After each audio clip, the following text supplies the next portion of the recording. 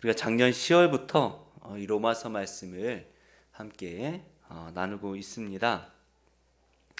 로마서는 이 복음에 대해 깊이 있게 설명을 하고 있는 매우 중요한 말씀이죠. 그래서 이 종교개혁자들과 또 지금 이 장로교회에서는 이 로마서 말씀을 보석과 같이 여기고 있습니다. 그래서 이 바울이 로마서를 통하여서 우리에게 참된 복음이 무엇인가, 이것을 우리에게 설명을 주는데요. 오늘 우리가 이 로마서의 마지막 말씀을 함께 나누고 있는데 1장부터 이제 16장 말씀까지 우리가 다 보지 않았습니까? 좀 기억이 나십니까? 네, 안 나는 게 정상이고 괜찮습니다. 왜냐하면 우리가 주일마다 우리가 말씀을 묵상하고 있는 이 말씀들이 바로 복음에 관한 말씀입니다. 그런데 우리가 이 로마서를 마무리하면서 우리가 깊이 있게 생각해 볼 중요한 문제가 하나 있습니다. 성경에서 말씀하고 있는 이 복음이 성도들에게는 어떤 의미가 있습니까? 이 복음이 우리가 로마서 1장부터 살펴보았던 이 중요한 복음의 말씀들이 나의 복음이 되셨습니까? 아니면 여전히 남의 복음으로, 다른 사람의 복음으로 남아 있습니까? 우리가 이 말씀을 묵상할 때마다, 대할 때마다 우리는 이 말씀이 나의 복음으로 남아야 할 것입니다. 저는 목사다 보니까 제 삶에 대한 간증을 이렇게 하다 보면 대부분의 분들이 그렇게 말씀을 하세요. 목사님이니까 그렇게 사실 수 있죠? 라고 말씀을 하십니다. 하지만 그렇지 않은 것 같아요. 우리 예수님께서 하나님의 아들이시기 때문에 그 복음의 삶을 살아내신 것이 아닙니다. 예수님도 우리와 똑같은 인간의 몸을 입고 이 땅에 오셨지만 그 복음의 삶을 살아내신 거예요. 그래서 예수님께서 우리에게 무엇을 말씀하십니까? 너희도 할 수 있다는 거예요. 나를 따라오라는 것입니다. 그래서 이 예수님의 부르심대로 제자들이 예수님을 따라 살지 않았습니까? 제자들이 특별한 사람이 아니잖아요. 세리, 어부들, 그냥 저냥 그런 사람들입니다. 특별할 거 없는 사람들이에요. 근데 이 제자들이 예수님께서 가신 그 길을 온전히 따라 살았다라는 것입니다. 우리가 지난번에 살펴보았던 16장 1절부터 23절까지 수많은 사람들의 이름이 등장을 하는데요. 그들이 우리와 다른 사람입니까? 그렇지 않아요. 똑같습니다. 부귀 영화를 누린 사람도 있고, 종으로 있는 사람도 있고, 그냥 전향인 사람이 있고, 다양한 사람들이 그냥 우리 같은 사람들이에요. 예수님께서 부활하시고 하늘로 올라가시기 전에 제자들에게 마지막으로 부탁하신 내용이 말씀이 있는데, 우리 마태복음 28장 19절 20절 함께 읽어볼까요? 시작. 그러므로 너희는 가서 모든 민족을 제자로 삼아 아버지와 아들과 성령의 이름으로 세례를 베풀고 내가 너에게 분부한 모든 것을 가르쳐 지키게 하라. 볼지어다 내가 세상 끝날까지 너희와 항상 함께 있으리라 하시니라. 이 예수님의 부활을 목격했던 제자들은 다른 사람들을 전도하고 제자로 삼아서 하나님의 자녀답게 살도록 가르치고 지키게 그렇게 만들었습니다. 그래서 이 복음의 말씀이 지금까지 우리에게 전해진 것입니다. 복음은 아는 것으로 그치는 게 아니라는 거예요. 복음을 살아낼 때 이 복음이 우리의 믿음이 되고 이 복음이 우리의 능력이 되는 줄로 믿습니다. 어제 제가 로또를 사는 사람은 아닌데 인터넷에 하도 난리가 나서 무슨 일인가 하고 봤더니 난리가 났어요. 어제는 로또 1등이 그냥 5명 정도 된답니다. 보통 그 정도 되는 것 같아요. 당첨 금액이 19억 3천만 원. 엄청나죠? 아파트 한두 채 값 되는 것 같아요. 그런데 지난주 1등 당첨자가 어제 말고요. 그 전주 1등 당첨자가 50명이나 됐다는 거예요. 그 1등 당첨 금액에서 1등 당첨한 사람들 나누기 위해서 이제 나눠 가는 것 같은데, 그러다 보니까 로또 1등이 됐는데 한 4억 정도, 그 세금 떼면 한 3억 얼마를 이렇게 가져갔나 보더라고요. 그리고 그 전주는 1등이 2명밖에 나오지 않았습니다. 대박 난 거죠. 그래서 123억을 나누어 가져갔다고 합니다. 그러니까 누구는 똑같은 로또 1등을 맞았는데 누구는 123억을 가져갔고 누구는 4억을 가져간 거예요. 너무 많이 차이 나잖아요. 그런데 로또를 하지 않는 저에게는 누가 100억을 가져가든 누가 4억을 가져가든 저는 아무 관심이 없습니다. 그냥 내 돈 1,000만 원이 훨씬 가치가 있는 거예요. 남이 로또 얼마 되는지 그냥 남의 일입니다. 저랑은 상관이 없는 일이에요. 우리가 믿음이 생기고 자라기 위해서 가장 중요한 것이 있다면 그것은 바로 복음의 말씀이 나의 복음이 되어야 한다는 것입니다. 아무리 좋은 것이 있어도 나의 것이 아니면 그것이 나의 삶을 변화시킬 수가 없는 거예요. 로또 123억 가져간다 해도 내가 아니면 아무 상관이 없는 거예요. 복음도 나의 복음이 되어야 됩니다. 남의 복음이 아니라 나의 복음이 되어야 되는 거예요. 로마 교회는 이 예루살렘 교회가 세워지고 얼마 뒤에 세워진 역사가 있는 교회입니다. 그런데 이 로마 교회가 흔들리기 시작을 하는 거예요.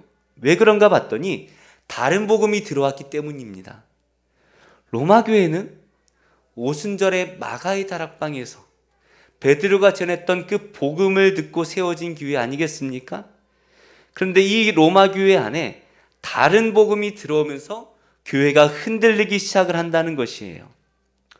우리도 신앙생활을 할 때 오직 복음의 삶을 살기를 기대합니다. 내가 주일날 은혜 받고 나가면 내가 오늘도 이제 복음으로 살아야지, 말씀에 순종하고 살아야지, 이렇게 각오를 하는데 은혜 받고 삶으로 돌아가 보면 현실이라는 큰 벽에 우리가 부딪히게 되죠. 그래서 세상과 타협하는 이 복음에 귀가 솔깃해집니다. 하나님의 말씀보다는 내 생각에 맞는, 내 입에 맞는 복음이 내 귀에 쏙쏙 들어오는 것 같아요. 복을 주는 하나님, 성공시켜 주시는 하나님, 뭔가 나의 노력에 만족을 주시는 하나님, 그러한 나의 만족을 채워주시는, 나의 이 욕구를 채워주시는 하나님, 그 하나님을 구하게 되는 것이죠. 이런 로마 교회와 또 이런 우리를 위해 바울이 이 로마서를 기록했습니다. 그래서 이 바울이 로마서를 통해서 진짜 복음이 무엇인가 우리에게 설명을 해주는 거예요. 성경은 우리에게 세 종류의 복음이 있다라고 말씀을 하고 있습니다. 첫째로 다른 복음이 있습니다. 다른 복음. 우리가 지난주에 다른 복음이 있다라는 말씀을 들었는데요. 로마서 16장 17절 말씀을 한번 같이 읽어볼까요? 시작. 형제들아, 내가 너희를 권하노니 너희가 배운 교훈을 거슬러 분쟁을 일으키거나 거치게 하는 자들을 살피고 그들에게서 떠나라. 이들이 전한 다른 교훈, 다른 복음, 이것은 예수님께서 제자들에게 주신 이 가르침이 아니라는 거예요. 사도들이 예수님의 가르침을 받아서 우리에게 복음을 전했습니다. 그런데 이 사도들이 전한 복음이 아니라 다른 가르침이 이 로마 교회 안에 들어왔다는 거예요. 그러면서 이 로마 교회 안에 분쟁이 일어난 겁니다. 그렇다면 예수님께서 주신 말씀은 무엇입니까? 예수님이 우리에게 주신 복음은 무엇입니까? 우리 요한복음 14장 6절 한번 같이 읽어볼까요? 시작. 예수께서 이르시되 내가 곧 길이요 진리요 생명이니 나로 말미암지 않고는 아버지께로 올 자가 없느니라. 예수님이 아니고서는 구원받을 자가 없다라는 것입니다. 예수님만이 길이고 진리고 생명이심을 우리는 믿습니다. 예수님만이 우리의 유일한 구원자가 되십니다. 문제는 다른 복음이 있다는 거예요. 다른 복음이 마치 예수님을 전하는 것처럼 교묘하게 우리를 속이지만 그 예수님을 통해서 내가 성공하는 것입니다. 그 예수님을 통해서 나를 높이는 것입니다. 이것이 다른 복음이에요.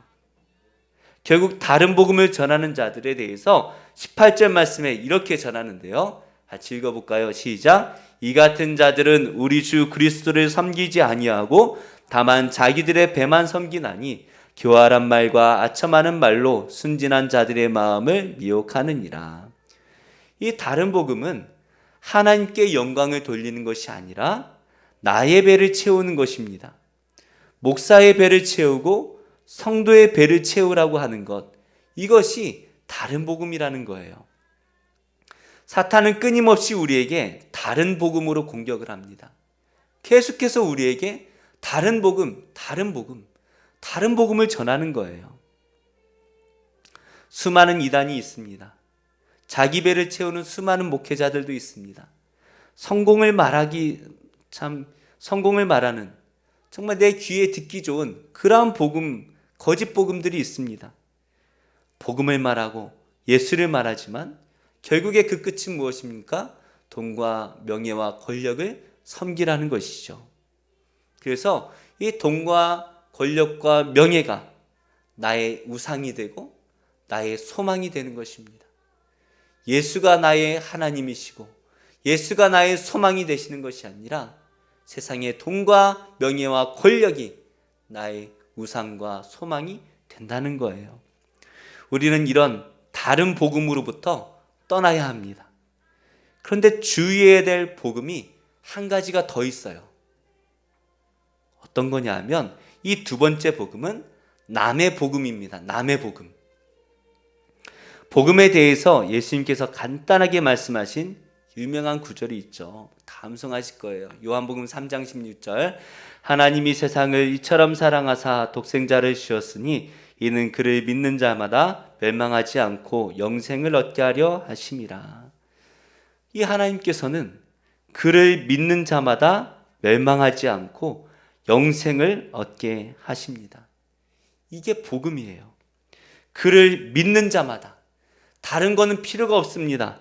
오직 하나님을 믿기만 하면 됩니다. 제자들이 하나님을 믿을 때에 얼마나 놀라운 일들이 일어났습니까? 이 일이 남의 일입니까? 제가 아는 권사님은요, 며느리가 갑자기 너무 아파가지고 막 쓰러져 버렸대요. 정신이 없이 막 떼굴떼굴 구르는 거예요. 어떻게 해야 되나? 그 며느리를 붙들고 간절히 기도했습니다. 예수의 이름으로 명하노니 물러났지어다.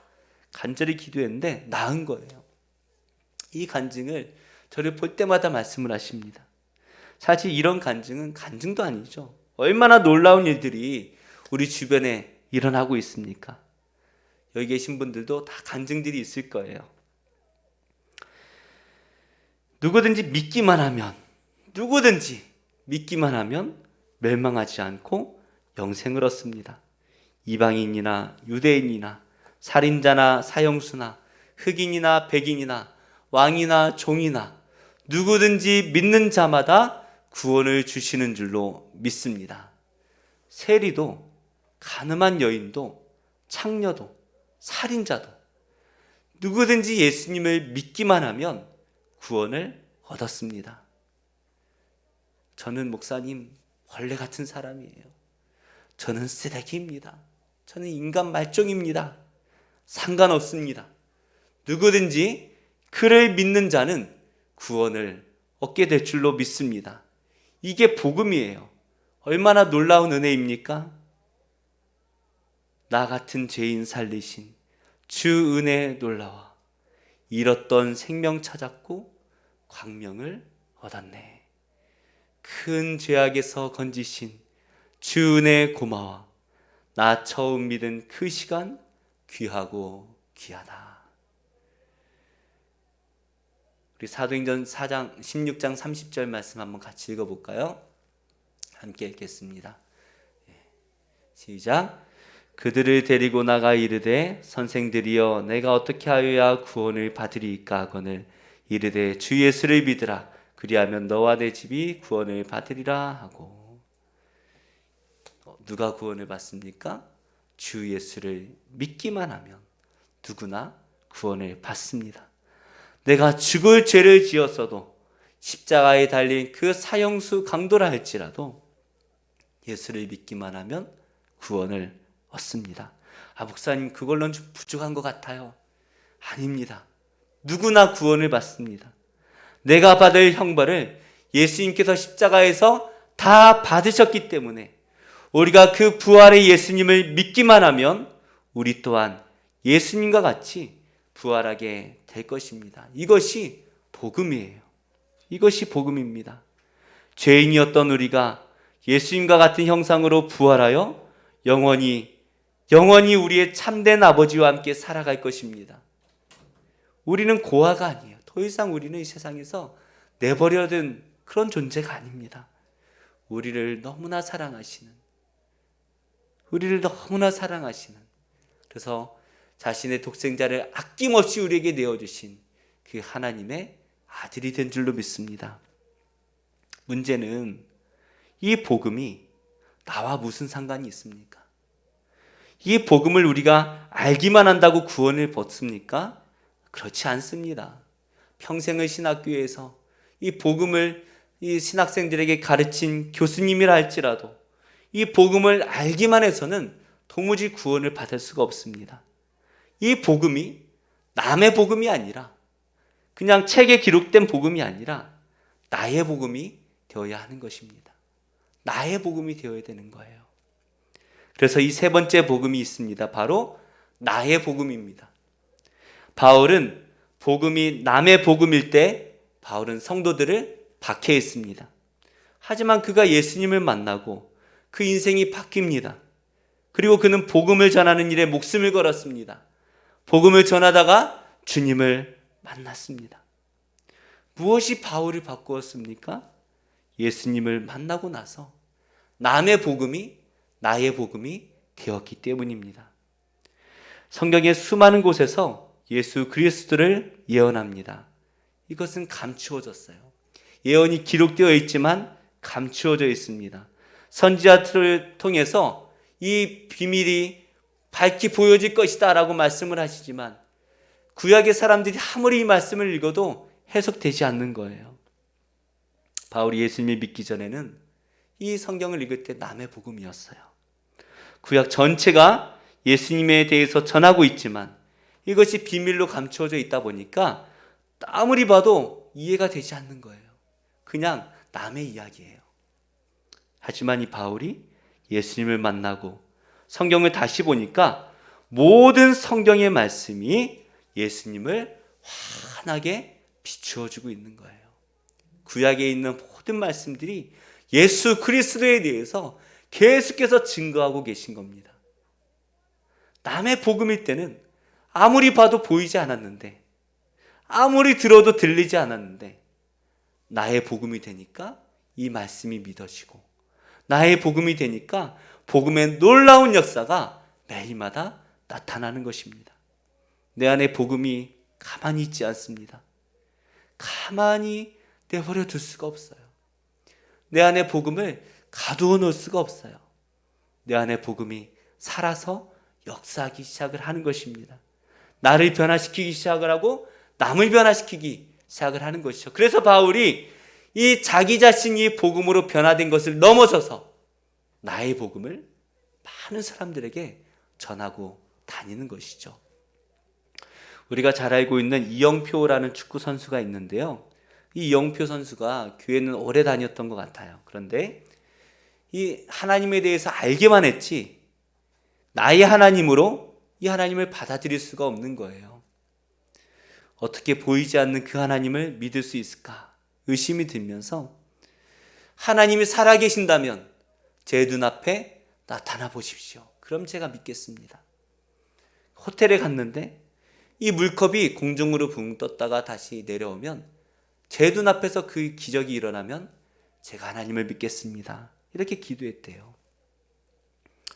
그리고 이제 한참 뒤에 좀 시간이 지나서 성경을 다시 보는데요. 2000년 전의 사람들이 예수님을 믿더라는 거예요. 예수님의 부활하심을 목격했습니다.